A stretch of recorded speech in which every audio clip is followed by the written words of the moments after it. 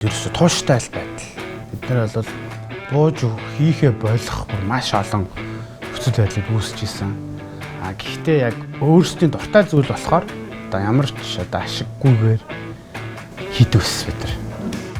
Тэгэхээр тэр нь одоо бидний өнөөдөр энд хүрсэн л одоо гол суурь нь.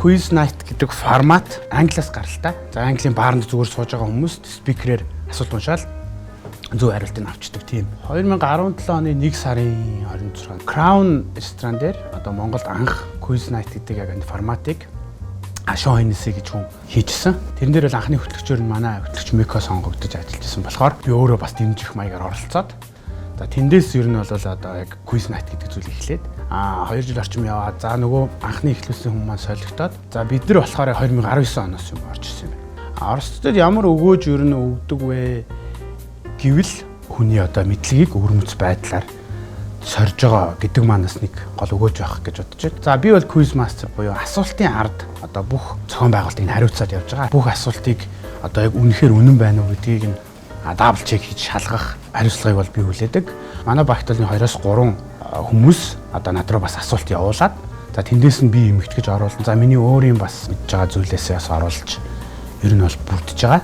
Тэгээ миний баримталж байгаа зарчим бол асуултыг бол хит хүнд байлгахыг бол зордгоо. Одоо энээс дээшээ гарвал хүндрэн, энээс доошоо онол хэцүү болно гэдэг тэр балансыг одоо барьж хариуцж байгаа юм л.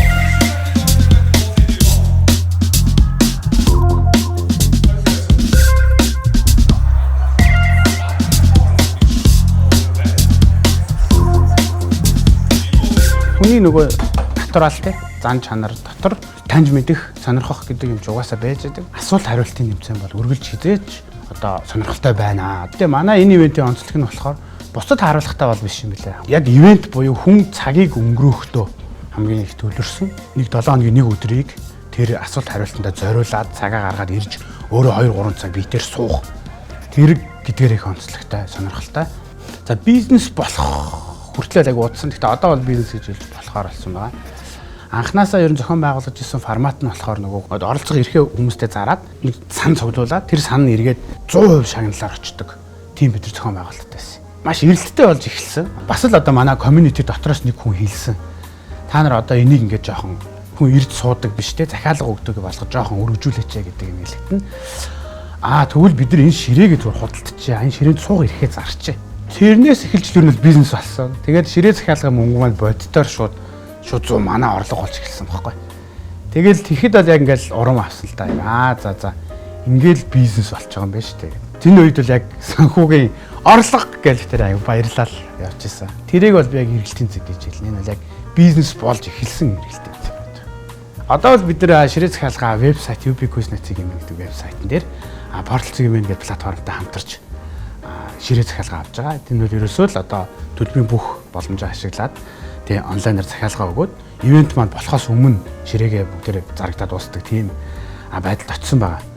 Гэхдээ энэ бол шууд юм болчихоогүй. Одоо технологийн яг шийдэл хэрэгтэй байсан. Ширээнийхэн балан зургийг нь өөрөө авч агаад Photoshop дээр бүгдийг нь цагаан болгож агаад за энэ ширээнүүдийг худалдахад билээ ингээд Facebook дээр зураг оруулна. Тэгвэл дансаа хүмүүс над руу мөнгө хийнгүүт би дансаа шүүж агаад тэр ширээн дээр тэр баг гээд энэ бол амар хэцүү байсан. Яа тэгэхээр нөгөө тэр би ч дансаа байх шалгах хэрэгтэй болж байгаа байхгүй. Бүл бүтэн хүний бүл бүтэн өдөр явчихж байгаа байхгүй. Зүгээр дансаа шалгаж зураг орчлоо.